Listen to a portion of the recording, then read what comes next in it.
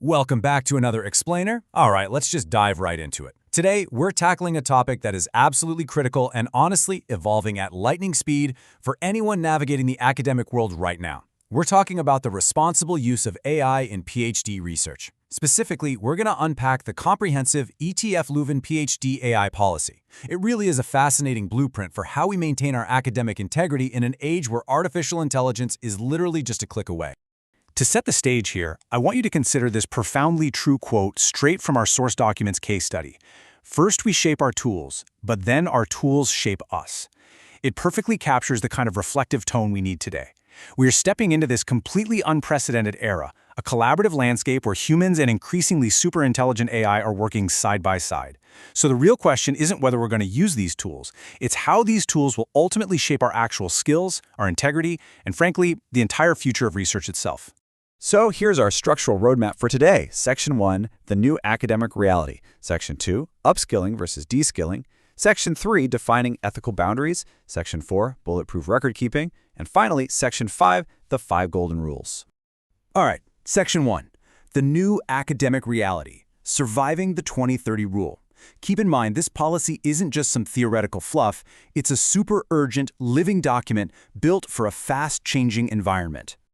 The crucial hook here is the 2030 rule. Imagine this. You're doing all the hard work and research today, but you publish your thesis in, say, 2030. Well, guess what? You are going to be judged by the highly sophisticated AI detection rules of 2030, not today's standards. That future pacing is honestly a little anxiety-inducing, isn't it? Institutions are rapidly moving away from simple disclosure frameworks toward really advanced retrospective policing, using tools like Originality AI. So if questions pop up years from now and you don't have meticulous records of the work you did today, you've got a massive problem. That is exactly why keeping a bulletproof record right now is your ultimate academic safeguard. Moving right along to Section 2, upskilling versus deskilling, the core philosophy. Because at the end of the day, institutions need to measure a student's actual human competence. Let's contrast these two ideas, because the policy draws a very hard line here. Upskilling means genuinely building your human capacity. It's using AI to get suggestions, to learn, and to legitimately improve your own writing. Descaling, on the flip side, is outsourcing the actual intellectual heavy lifting to an AI agent. It's using AI to artificially inflate your outputs, which fundamentally misrepresents what you can actually do. The whole goal of higher education is capacity building, right? Universities have to protect the value of their degrees against the long-term deskilling of their students. Which brings us to Section 3, defining ethical boundaries, navigating plagiarism. Here's where the strict rules of engagement come into play. When you sit down to write, you really have to ask yourself, are these ideas actually mine, or did I take a shortcut? Because if you do take a shortcut, you're risking something the policy calls conceptual plagiarism. Obviously, it's strictly prohibited to just paste AI-generated text into your thesis without referencing it, but it goes way deeper than that. Let's say you ask a large language model to paraphrase someone else's published material, and then you try to pass that off as your own writing. That completely crosses the line into covert academic misconduct. Even using AI for heavy translation without telling anyone is a violation. Basically, you cannot present the ideas of a non-human intelligence as your own original intellectual work, period. And this visual brilliantly illustrates how to navigate those boundaries. It's the AI language improvement gradient bar. You want to stay firmly anchored in that green zone on the left. That's the ethical sweet spot, where you're using AI for grammar tweaks or clarity, and your true competence actually matches your outputs. If you start relying heavily on AI for content that you don't even fully understand, you're drifting into the risky yellow zone. And if the AI is practically doing the writing for you and your skills don't match the output at all, you're completely in the red unethical zone. The golden rule here is simple. Match your competence with your outputs, always. Okay, Section 4, bulletproof record keeping, your proactive defense. It's not enough to just play by the rules. You have to be able to prove it. So how do we actually do that?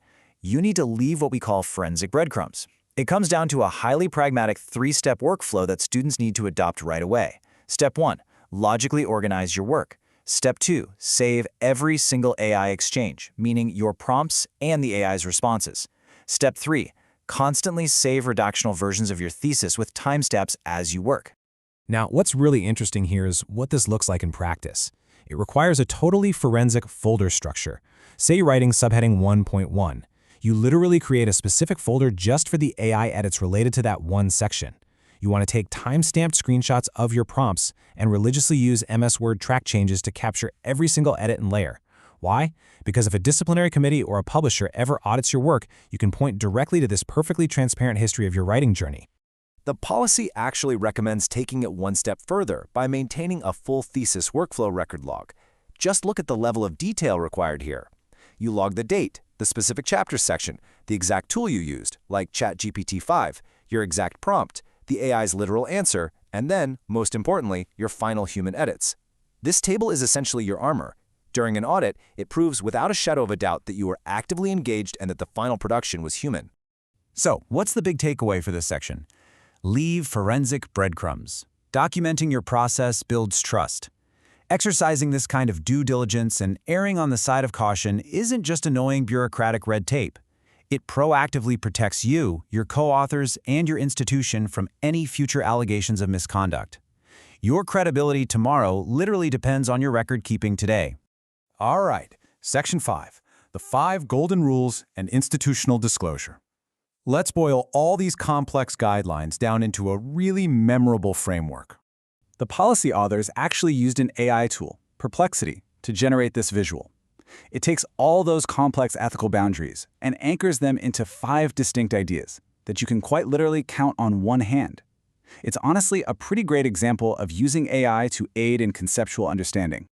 Let's fire through these 5 golden rules real quick. 1. Refer to all your sources, whether they are human or non-human. 2. Openly disclose the tools and methods you used. 3. Keep those detailed records of your AI exchanges. 4. Make sure your academic outputs genuinely match your actual skills. And 5. Just trust your ethical intuition. Honestly, if a shortcut feels wrong, it probably is. And of course, this all culminates in a bit of a bureaucratic reality check. Benchmarked against leading European institutions, students are required to formally submit disclosure forms. You've got to upload your manuscript to turn it in, sign the ALIA Code of Conduct, and complete templates where you explicitly specify your exact AI use cases, whether that was a lit review, writing code, or just some language help. Above all, you have to sign a declaration taking full personal responsibility for the final content. To wrap up this explainer, I want to leave you with this final, rather provocative thought directly from the policy's conclusion. As these increasingly autonomous AI systems continue to emerge and evolve, how is accountability and human agency in research going to be completely reshaped? Look, policies are inevitably going to shift, and technology will absolutely advance. But remember this, the ultimate responsibility always remains with you, the human on top of the loop. Keep your records clear, keep your ethics sharp, and make sure your true skills are what actually shine through. Thanks for joining me today.